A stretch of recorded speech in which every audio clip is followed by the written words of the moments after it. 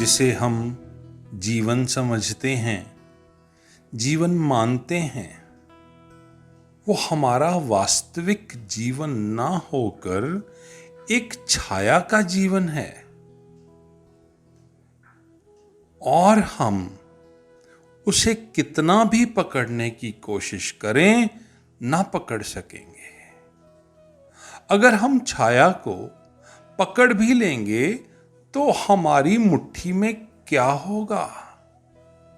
ये जो छाया का जीवन है, इसके प्रति यदि हम जाग जाएं, क्या सार है, क्या वास्तविकता है और क्या सत्य है जीवन का, तो हमारे जीवन में एक नई दिशा का प्रारंभ होगा।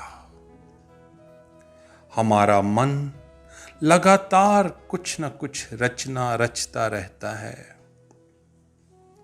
कोई न कोई निर्माण करता रहता है और हमारे मन की रचना पर ही हमारे जीवन की वास्तविकता या काल्पनिकता निर्भर करती है।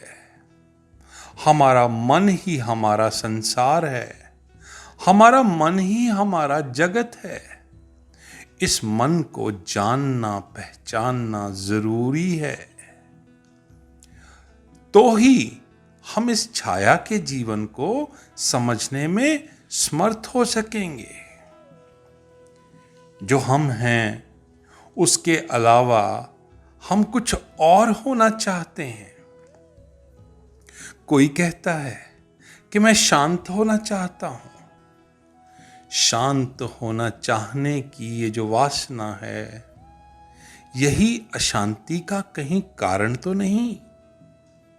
जब हम शांत होना चाहते हैं तो अशांति का प्रारंभ हो गया। जब हम अलोभ को पाना चाहते हैं तो लोभ का प्रारंभ हो गया। हम जो हैं उसे छोड़कर कुछ भी और होना चाहते हैं। कोई वासना, कोई कामना शुरू हो गई, यात्रा शुरू हो गई, छाया की यात्रा शुरू हो गई। दुखी व्यक्ति सुखी होना चाहता है। आज दुखी है तो कल सुखी होना ही चाहता है। कल ना हो सके तो परलोक में हो जाए। इस जन्म में ना हो सके तो अगले जन्म में सुखी होना चाहता है। लेकिन हम जो हैं, हम उससे तृप्त नहीं हैं। छोटे लोग बड़ा होना चाहते हैं, गरीब अमीर होना चाहते हैं, पर एक बात पक्की है, जो हम हैं, हम उससे अलग होना चाहते हैं। सारे छाया के जीवन का यही एक मूल आधार है,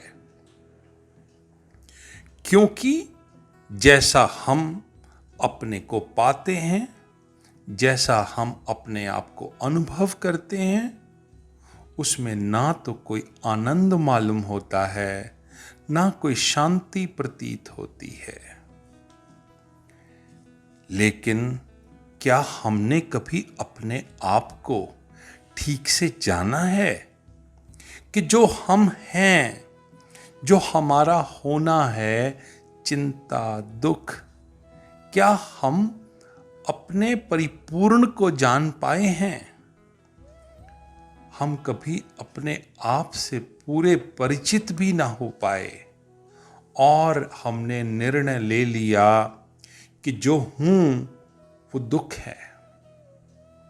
यह हमने बहुत ऊपर से निर्णय लिया, अपने केंद्र में जाकर नहीं लिया। ऊपर से देखा, बहुत चिंता, बहुत दुख, बहुत पीड़ा है, और बाहर से ही लौट पड़े और अपने आप को बदलने की कोशिश में लग गए।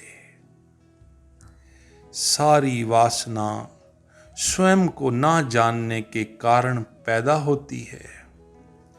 अज्ञान ही वासना का मूल कारण है। फिर जब वासना दुख देती है, हम दौड़ते हैं पाने को और उसे पा भी लेते हैं, और पाते ही हमें ऐसे लगता है कि व्यर्थ हो गया। वासना और आगे चली गई। जो हमने पाया, उसका जो सुख था, केवल कामना में, आशा में था। एक विद्वान हुआ, बहुत मुश्किल से स्त्रियों से प्रेम करने के बाद वो शादी कराने को राजी हुआ। एक स्त्री से जिसकी शादी हुई,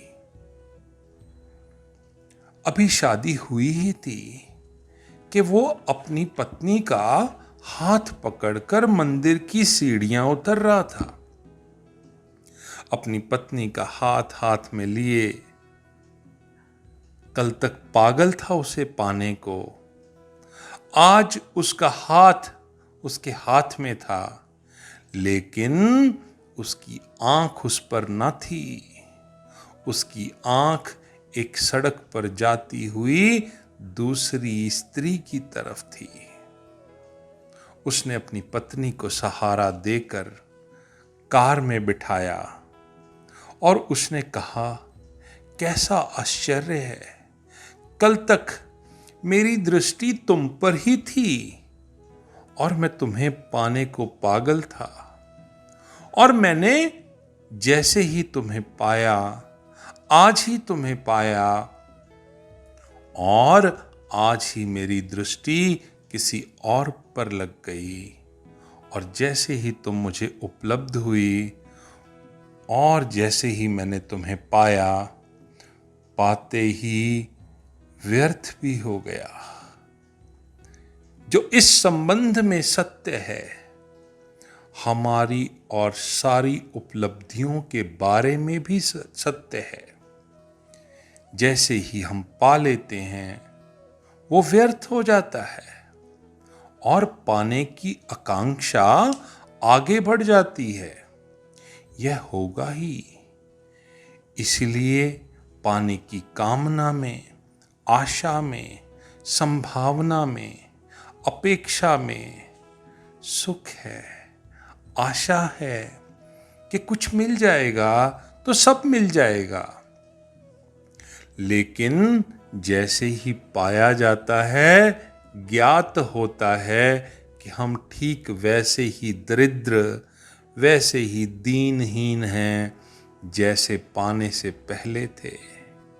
इसीलिए दुनिया की कोई संपत्ति, कोई पद, कोई यश, कोई नेम फेम तृप्ति नहीं देता।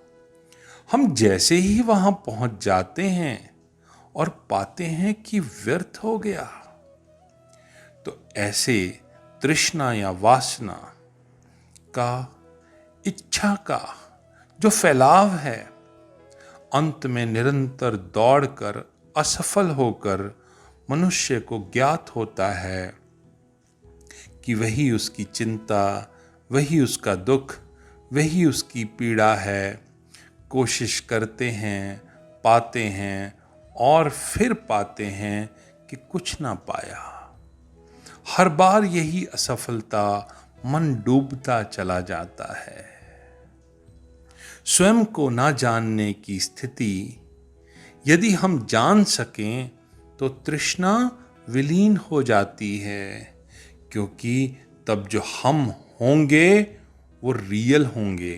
वो हमारा होना रियलिटी है, जो हमारा ऑथेंटिक बीइंग है, वह हमारी परम तृप्ति और परम शांति होगी अपने आप को पाने में।